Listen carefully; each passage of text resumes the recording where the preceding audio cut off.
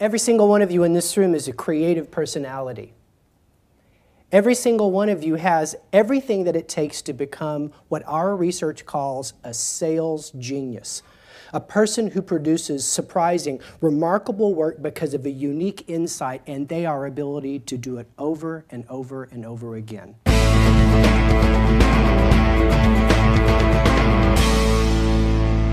The reason I say this when I start is because you hear a lot about innovation and creativity. You see speeches on TED Talks, but they always seem geared towards product and marketing. They always seem geared towards the entrepreneur to be innovative. Somehow, sales has become a numbers game, but not in my case. In my case, I believe sales is a pictures game, just like any other part of creative work. There are 3 steps. Step number 1 is to expand. If you aren't expanding, you're contracting because the universe is changing and it's changing fast. If you don't expand your creative capacity, you literally can't compete for business. The second step, once you expand that creative capacity, is to bring it to work every day. Every time you face a problem, I call them roadblocks on the way to the done deal, you enter into a creative conversation. The opposite of creativity isn't destructiveness. The opposite of creativity is conventional thinking. And when people stop coming to the convention, it's time to change the business. And I'll talk later on about how I've seen a lot of pivots against the funnel system, against the existing sales system to get the good deal done, and they're all creative. The last idea is to recruit the customer and your colleagues to play with you. I've learned that if you can lead people to use their imagination, you can get unstuck very quickly. As a matter of fact, I think in the future of sales, whether you're an entrepreneur raising money, or whether you're an account-carrying salesperson, or whether you support sales, this is going to be what leadership is all about.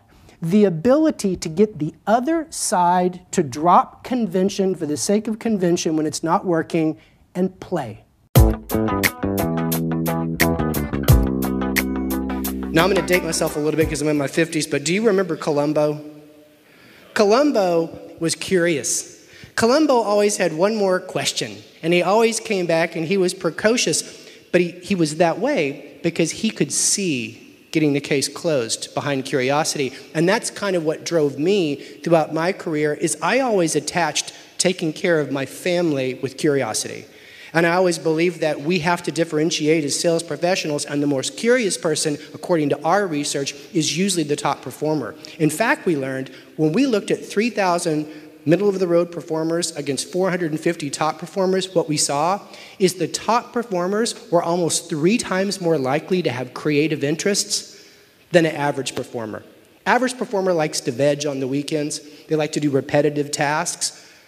The top performer likes to solve problems because creativity is just problem solving. That's all it is. The other thing that we learned is that the readership, the curiosity level, the number of questions they ask, the number of people they talk to, say in engineering or sales engineering, is 2 times higher for the top performers than the average performer. So my argument here is, obviously it's the source of your success, and this is a way that you can go home and lead other people in your group to someday join the club. What the like device creates is a shortcut in the mind that helps a person see an image. So I used the like device back in 2001 when I went on the great ad agency tour to try to convince creatives that there was brand value even if the consumer doesn't click on the ad unit, especially a rich media one. And at the time, we take that as a no-brainer, but it was like pushing a ball up a hill then. So I used a like device called the iceberg.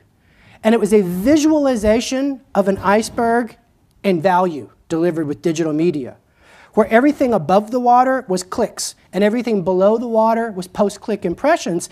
That was a very useful device, and it triggered what I now call the 25-200 rule of sales. Have you heard this one? It's not taught in business school. The 25-200 rule says, anything you can do across your system to reduce the time it takes a prospect to decide by 25% will increase sales volume by 200%. Reduce the time it takes to decide by 25, increase the volume by a factor of 8 to 1. And a shortcut, like an illustration, is the key to making that successful. Last point I want to make to you is recruit others to join you. Sometimes you can't do it on your own. If you get the customer to play with you, the world changes. one device I'll tell you, use this one if you have to, it'll work.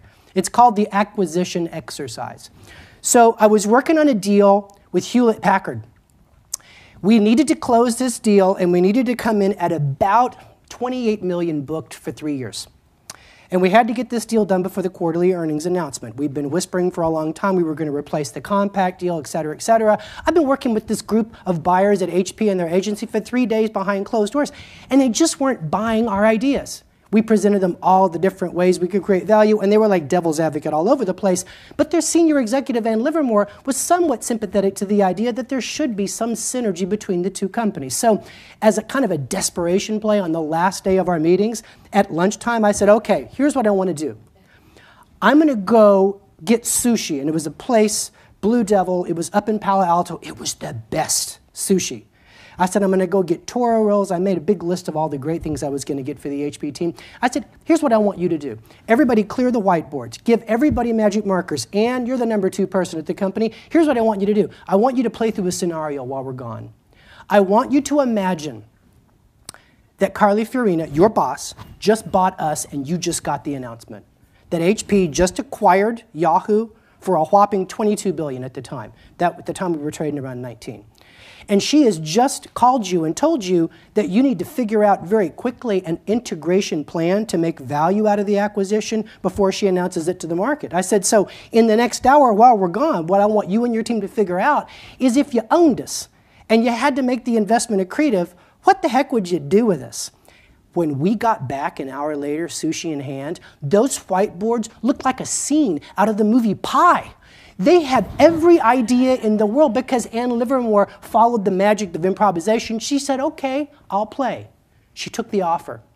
And her team came up with a lot of ideas. One of them, which was a $14 million piece of the deal we eventually struck, was the Powered by HP integration throughout all of Yahoo, specifically to engineers that buy servers using our targeting program. Powered by Yahoo Inc. was integrated across maps and coupons at the time, and that was their idea. And this gets down to pet shop marketing, okay? If dad gets forced into naming the dog, mom and dad are taking the dog home every single time. If you get the customer to be creative, the things they produce will have an ego attachment, and it will give you a rich place to play. So the last thing I just want to tell you in conclusion, and it's been such a pleasure to talk to you guys today, is no one wants to buy from a stuffed suit.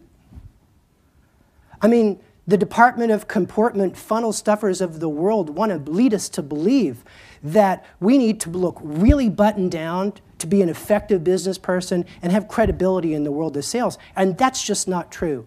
This is who your customer wants to do business with. A playful, imaginative, cultural reference slinging kid that also has some serious skills when it comes to understanding what it takes to deliver a marketing solutions package.